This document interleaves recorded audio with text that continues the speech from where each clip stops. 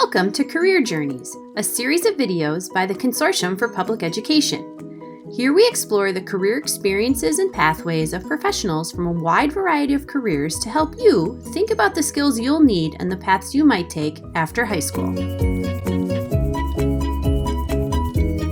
Hi, I'm Gina Barrett, a program director at the Consortium for Public Education. Today I'm here with Franz Deeke, an audiovisual professional in Mexico City for the Career Journeys video series. Franz, thank you for being with us today. Thanks for inviting me. Tell us, what does an audiovisual professional do? I actually can manage or go through all the processes that video production has. So we can conceptualize like some things to show the story or a concept or a publicity or like so many things that we can actually do that most people don't know, that all the work behind it, you know, like something really fast is like probably to have a commercial done, which is only 20 seconds on screen. You can actually, it actually takes you just to film it, probably 12 hours, plus the editing, plus the color correction, plus the audio production, plus the everything, and it might take you a week for 20 seconds. So that's what we do mostly. How did you start out and get to where you are today? What else have you done?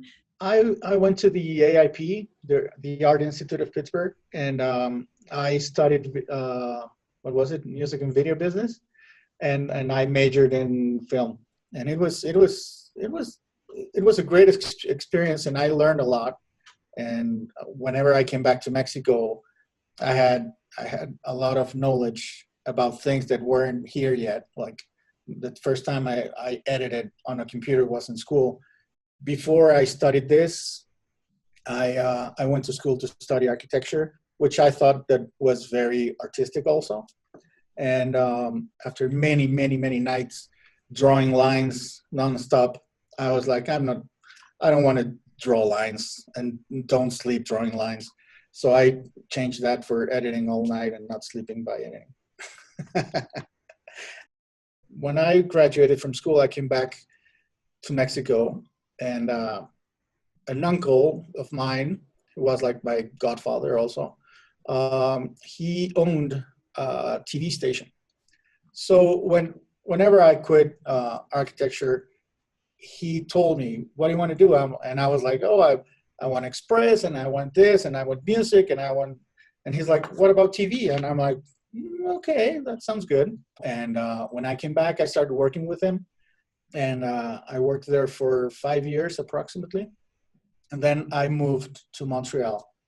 And in Montreal, I met amazing people, and I was doing mostly editing for a cartoon, which was new to me because I was doing all the editing for storyboards, and it was quite interesting to do all the editing of pieces of paper and cutting all the audio first, like all the dialogues, and then putting the storyboards, and then giving that shot list to the animators, and then receiving the shots and actually editing now with all the movement and all that. And that was really nice. And your basic learning is school, but where you learn more, like it's after school and when you start working, when you start going to work on whatever you're working on. And then I came back to Mexico again. I didn't want to go back to my uncle's station anymore, because I thought that I wasn't going to do what I enjoyed most by working with them there. So a friend of mine told me, why don't you open your own production house? And I was like, well, okay. And so those were like the hardest 2 years of my life. So nobody knew me anymore. And I started to like trying to get clients, and that was really hard. And but I bought a camera, and I had my computer, and then I started doing art videos and doing some corporate work and some advertising and all that. So I don't know, it happened like that. It was just like working really hard and trying to live off my savings, and It was hard, but then one day I had all my equipment and I had clients, and so that it was really nice. Why are you good at what you do? What would you say are your personality traits that make you good at this? So my mom, she's an artist. She paints.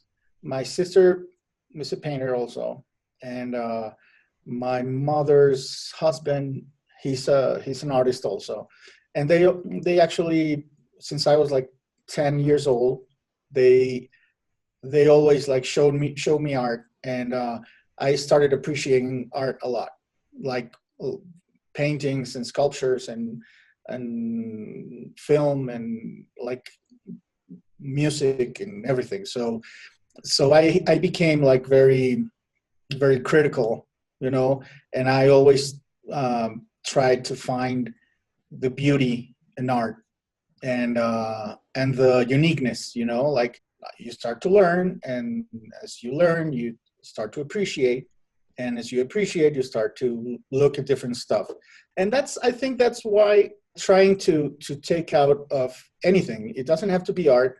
It can be a sunset. It can be traffic jam. You can actually look at things that catch your eye.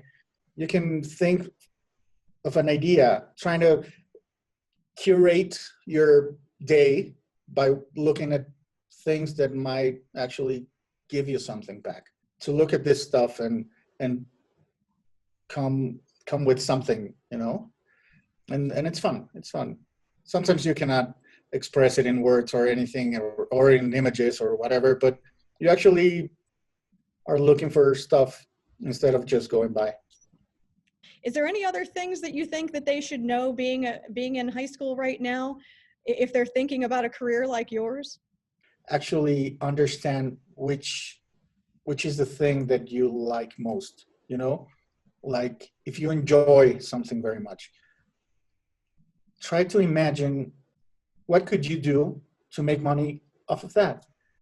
And put the work, because work is the only thing that's going to make you succeed. If you start doing something that you don't love, if you put the work, you will get good at it and make a living of it.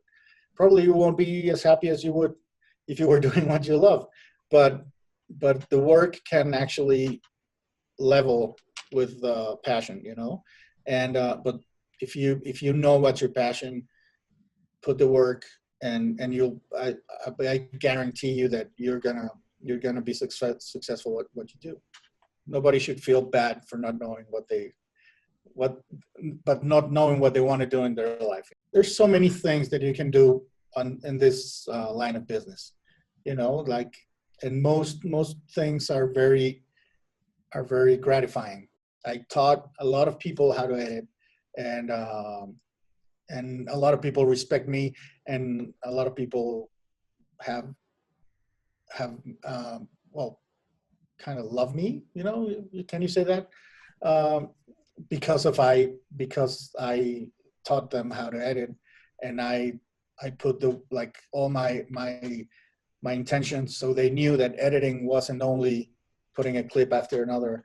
You have to actually feel through the edit what you want to say and how you want to say it. And the best way to say it is I didn't teach them how to operate the editing system. I actually taught them how to edit. Creativity is is very nice. It's very, how do you say, like heartwarming, you know. It's always amazing to create something that you actually feel and love and believe that it's the truth.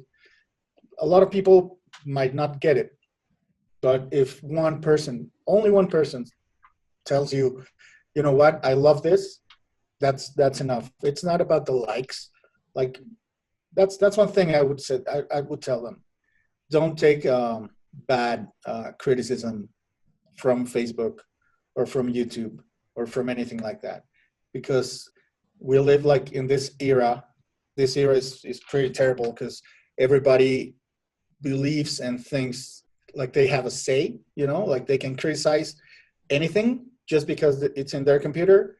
And just because your project popped in their screen and they have like the right to tell you that they didn't like it, one of the things that I would actually tell them is not to take that criticism seriously, and don't do it because of the likes, because you would get hurt really fast. And it's very difficult to get all the criticism when it's not good. And sometimes a nice comment will help you like lead with all the bad comments, but sometimes it doesn't. So just don't let this burn you. Well, thank you so much for joining us today and sharing all of your thoughts and all of your advice. We really appreciated that. Oh, thank you. For more information or to learn about other careers in the Career Journey series, visit our website and check back soon for our next installment. Thanks!